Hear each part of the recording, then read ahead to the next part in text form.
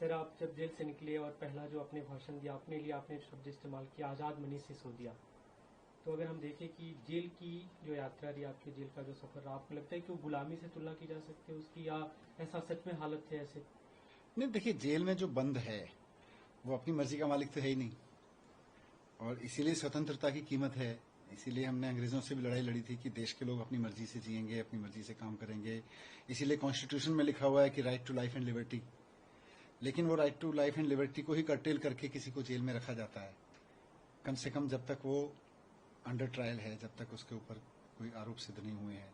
केवल आरोप लगाने के आधार पर जब रखा जाता है, तो निश्चित रूप से जो भी अपनी मर्जी का मालिक नहीं है, संविधान के हिसाब से वो आज़ाद तो है ही नहीं।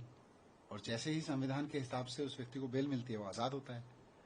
तो इसमें तो कोई दो राय नहीं है कि जेल का जीवन अपनी मर्जी का जीवन तो है ही नहीं। आपका सफर कैसा रहा, जो आपने लगातार बीते दिनों में कह भी कि काफ़ी किताबें पढ़ी, लेकिन जो आप अपने जिक्र भी किया था अपने स्पीच में कि जब कोर्ट आते जाते थे, पार्टी ऑफिस आप देख रहे हैं कि जिस पार्टी ऑफिस में लगातार आप स्वतंत्रता से घूम रहे हैं, वहाँ पे एक बंद गाड़ी में घूमते हुए जा रहे हैं। नहीं, ये एक फीलिंग होती थी। निश्चित रूप से एक इंसान के मन में 24 घंटे में हजारों तरह के भाव आते हैं, हजारों तरह के विचार आते हैं। मैं भी इंसान हूँ, मुझे भी चीज़ें अच्छी बुरी लगती रहती थी बीच बीच में। पर ओवरऑल मैंने जेल में जाके देखा कि वहाँ लोगों के सामने एकदम वैक्यूम है। वो चाहे 4 दिन के लिए जेल जाए, 1 महीने के लिए जाए, 17 महीने के लिए जाए, उससे फर्क नहीं पड़ता। जब आदमी जेल जाता है तो उसके सामने एक वैक्यूम है कि अब वो क्या करे। 15-16 घंटे उसको एक सेल में बंद रहना है, थोड़ी देर उसको घूमने के लिए मिलना है तो वो भी छोटा सा एक दायरा है, उसमें घूमेगा। तो वैसे में जेल में क्या करें? तो ऐसे में बहुत सारे लोग टूट जाते हैं, डरते हैं। पर अगर हम उसका सदुपयोग करना शुरू कर दें, अगर हम ये सोचें कि भगवान ने मुझको ये समय दिया है, मेरे पास टाइम नहीं था पढ़ने का, मेरे पास योगा करने का, मेरे पास में मेडिटेशन करने का टाइम नहीं था, मेरे पास चिंतन मनन करने का टाइम नहीं था, भगवान ने समय दिया है, मैं पढ़ूं, मैं चिंतन मनन करूं, मैं ध्यान करूं, तो मुझे लगता है कि वो एक अपॉर्चुनिटी हो जाती है। फिर कष्ट है, जेल में जाना मतलब एक संकट का वो बनता है, परिस्थिति बनती है, लेकिन उसी संकट को एक अच्छी अपॉर्चुनिटी में बदलना कि आपने अब तक जितना पढ़ा उससे ज्यादा आप पढ़ लो, आप जितना मेडिटेशन के लिए, भगवान के स्मरण करने के लिए समय देते थे उससे ज्यादा समय दे दो, तो आप फिर उसको अवसर में बदल देते हैं। जी, अब जेल से आने के बाद आपकी जो भूमिका दिख रही है, लगातार आप सक्रिय हैं, अपने लोगों से मिल रहे हैं, इलाकों में जा रहे हैं, अपनी भूमिका आप कैसे देखते हैं अभी, जबकि अरविंद केजरीवाल अभी जेल में है? देखिए, पार्टी में मेरी भूमिका लार्जली पार्टी के लीडर्स के साथ डिस्कस करके तय होती रही है। लीडर्स तय करते हैं, माननीय मुख्यमंत्री अरविंद केजरीवाल जी तय करते हैं। तो अभी पार्टी के लीडर्स के साथ डिस्कस करके मेरी एक भूमिका तय हुई है कि मैं गली गली में लोगों के बीच में जाऊं। कार्यकर्ताओं ने मुझे बुलाया है कि आइए हम आपके साथ में लोगों के बीच चलते हैं, हमारे साथ लोगों के बीच चलिए। तो मैं अलग अलग विधानसभा में जाके दिल्ली की जनता के बीच में जाऊंगा, पदयात्राएं करूंगा, लोगों से मिलूंगा। मुझे लगता है एक पॉलिटिकल लीडर के लिए ये बड़ा सुखद होता है कि वो लोगों के बीच जाए, उसी से उसको एनर्जी मिलती है, उसी से उसको और काम करने की प्रेरणा मिलती है। तो मैं लोगों के बीच जाऊंगा, और अब मैं उम्मीद करता हूं कि सीएम साहब भी जल्दी बाहर आ जाएंगे। लेकिन इससे पहले के समय में जब आप जाते रहे लोगों के बीच में, आपके पास एक पद था, दायित्व था, जो अगर काम कराना हो आप खुद आके कर सकते थे, लेकिन अभी आप डिप्टी सीएम नहीं है, तो आने वाले समय में जब तक सीएम नहीं है, क्या आपको लगता है कि फिर से उस पद पे जाना चाहिए नहीं, काम करने के हिसाब नहीं, से? देखिए, काम करने के लिए तो सरकार तो काम कर रही है, और सरकार अच्छा काम कर रही है।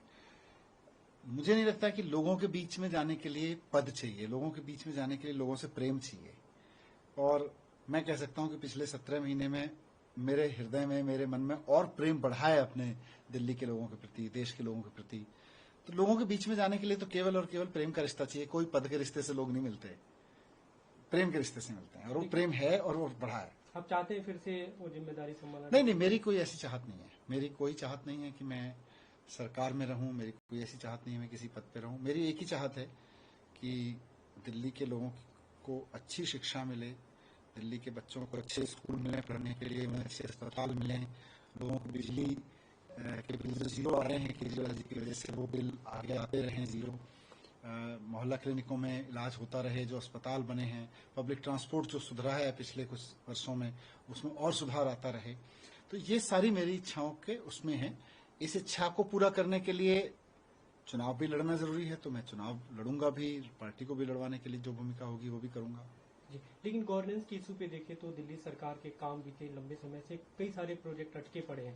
अभी भी अगर आप लोगों के बीच जा रहे हैं तो ये दिल्ली पानी स्कूल की बातें कर रहे हैं। आपने जब वित्त मंत्री रहते हुए बजट पेश किया तो उसमें कई सारी ऐसी घोषणाएं थी, कई सारे ऐसे प्रोजेक्ट थे जो अब तक धरातल पे नहीं उतर सके। तो आपको नहीं लगता कि काम वो ठप रहे बीते कुछ दिनों में नहीं, और उसमें आगे आके करने की जरूरत है? वो जितने काम हैं, देखिए, जनता को अच्छे स्कूल चाहिए, अच्छे अस्पताल चाहिए, बिजली महंगी ना हो, बिजली के बिल जीरो आ जाएं तो बहुत अच्छा। महिलाएं बसों में जा रही हैं, उनको महिलाओं को टिकट ना लगे, गरीब महिलाएं भी जाती हैं और महिलाओं को बचत होती है।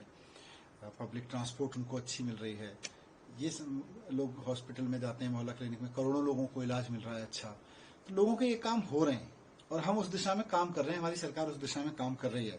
बाकी बहुत सारे नए आइडियाज आते रहेंगे, उनमें से कुछ इम्प्लीमेंट होंगे, कुछ किसी और आज किसी कारण से रुके हैं, पहले कोई और किसी कारण से रुके, तो कुछ चीजें रुक जाती हैं। वो जरूरी नहीं है कि इस कारण से रुकी हैं। पहले भी जब नहीं थे, मैं सरकार में भी था, उस वक्त भी हम 100 चीजें सोचते थे करने की, तो 2-4 चीजें ऐसी हो जाती थी जो शुरू नहीं हो पाती थी। अभी सीएम का जेल में रहना, दिल्ली में न रहना, और अभी हालांकि आज सुप्रीम कोर्ट ने एक तारीख निर्धारित की है 23 अगस्त को उस पर सुनवाई। आपको कितनी उम्मीद है कि वो कब तक बाहर आ पाएंगे? देखिए, मुझे तो अपने देश के संविधान पे भरोसा है और इस संविधान में ये व्यवस्था है कि जब भी कोई तानाशाह सरकार केंद्र में बैठ के तानाशाही के तहत विपक्ष के नेताओं को जेल में डालेगी, उनके ऊपर वो आरोप लगा के जो आतंकवादियों, वैसी धाराएं लगा के जो आतंकवादियों के ऊपर लगाई जाती हैं, ड्रग माफियाओं के ऊपर लगाई जाती हैं, तो उनको संविधान बचाएगा। और उस संविधान को बचाने के क्रम में ऑनरेबल सुप्रीम कोर्ट ने मेरे मामले में और भी कई मामलों में मैं देख रहा हूँ बहुत महत्वपूर्ण फैसले दिए हैं और सीएम साहब के मामले में भी बहुत अच्छा फैसला आएगा। हम जिन सर प्रोजेक्ट्स की बात कर रहे थे, कामों की बात कर रहे थे, मुख्यमंत्री अब जब आते हैं, हाल के दिनों में जब उन्होंने लोकसभा चुनाव में जो घोषणाएं की, जो बातें कहेंगी, 1000 रुपये महिलाओं को देने की बातें थी और ये भी दावा था कि अक्टूबर नवंबर तक उसे दे देंगे, उसके बाद चुनाव में जाएंगे। और उस आधार पे आप लोग को जो वोट मिला, काफी बड़ा हिस्सा उससे प्रभावित होकर महिलाओं ने दिया। आपको लगता है कि वो हो पाएगा तब तक? देखो, सीएम साहब पर एक चीज दिल्ली के लोग जानते हैं और दिल्ली के लोगों का दिया हुआ वाक्य है कि केजरीवाल जी जो कहते हैं वो करके दिखाते हैं। तो केजरीवाल जी ने बहुत सोच समझ के जो कहा है वो करके तो वो दिखाएंगे। अभी वो बाहर आ जाएंगे तो वो उस पर काम करेंगे।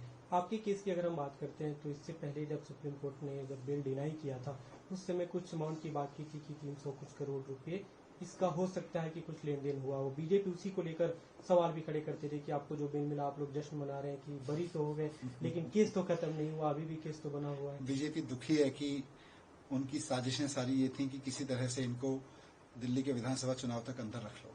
इसीलिए उन्होंने हमारे ऊपर इतने खतरनाक कानून लगाए जो आतंकवादियों और ड्रग माफियाओं पर लगाए जाते हैं, जिनमें बेल मिलना मुश्किल होता है। वरना विपक्ष के लोगों पे देश के इतिहास में ऐसे कानून लगाए नहीं गए।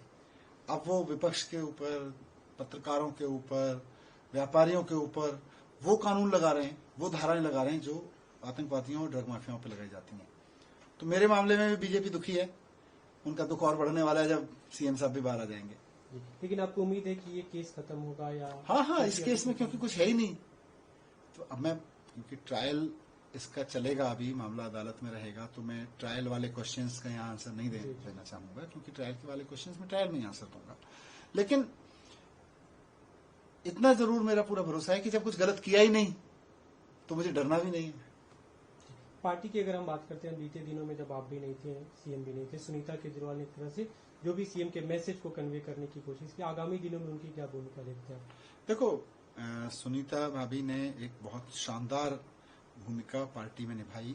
जिस समय पार्टी को, दिल्ली को, देश को अपने चहेते लीडर अरविंद केजरीवाल जी की जरूरत थी, भारतीय जनता पार्टी ने उनको उठा के जेल में डाल दिया।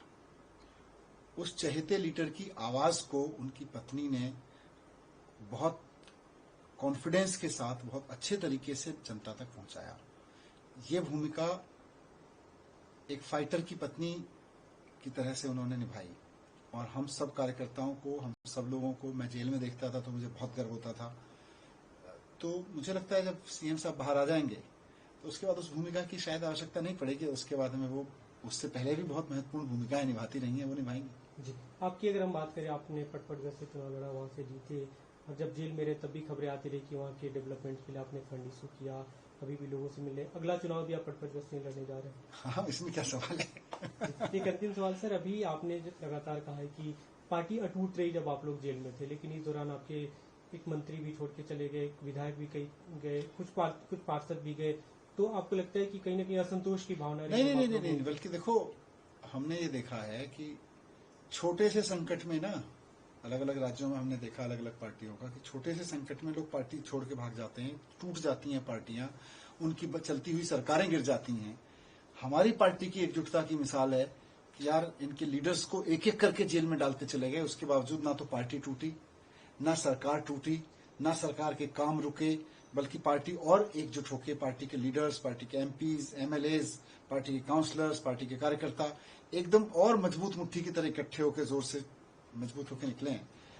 बहुत सुखद है ये सोचना। कई बार लोग जाते हैं आते हैं, जो चले गए नहीं, देखिए, जाने वाले में एक दो लोग अगर चले गए तो उनके ऊपर तो मैंने कहा कुछ तो मजबूरियां होंगी, यूं ही कोई बेवफा नहीं होता। गठबंधन हमने देखा लोकसभा चुनाव में आप लोग का रहा कांग्रेस के साथ, अभी पार्टी इंडिया ब्लॉक का हिस्सा है। आगामी दिनों में भी ये नेशनल लेवल पे सामंजस्य बना रहेगा, राज्यों के लेवल पे क्या आप लोग साथ चुनाव लड़ेंगे, अकेले लड़ेंगे? देखिए, पार्टी इस तानाशाही के खिलाफ, लोकतंत्र को बचाने के लिए, आम आदमी को तानाशाही से बचाने के लिए इस पूरे गठबंधन का हिस्सा है। कहाँ चुनाव मिलकर लड़ेंगे और कहाँ नहीं मिलकर लड़ेंगे, ये अलग अलग स्टेट में अलग अलग तरीके से आंसर होगा। मैं इस पे अभी कुछ कह नहीं सकता, क्योंकि ये सारी चीजें आने वाला समय बताएंगी। लोकसभा में एक प्रयोग किया गया, दिल्ली में लोकसभा में एक प्रयोग किया गया, पंजाब में अलग तरीके का। विपक्ष इकट्ठा रहे, मुद्दों पे इकट्ठा रहे, जिनके चुनाव अभी 3 महीने बाद हैं वहां भी, और जिनके चुनाव अभी 6 महीने, 6 साल, 5 साल बाद हैं, 4 साल बाद हैं वहां भी, जिनके चुनाव अभी नहीं होने हैं, लेकिन वहां की पार्टियों को भी इकट्ठा रहना पड़ेगा। बात चुनावी एकता की नहीं है, बात देश के लिए एकता की है। दिल्ली में अकेले चुनाव लड़ रही है आम आदमी पार्टी? ये सब ऐसे सवाल हैं जो अभी मुझे लगता है आंसर होंगे अपने आप में। अभी आप क्यों हेडलाइन खोज रहे हैं कि लड़ेगी कि नहीं लड़ेगी, हाँ करेगी कि नहीं लड़ेगी? मेरे लिए उससे महत्वपूर्ण है कि दिल्ली में तो अभी काम चल रहे हैं, अरविंद जी बाहर आ जाएंगे, फिर तय करेंगे। Thank you.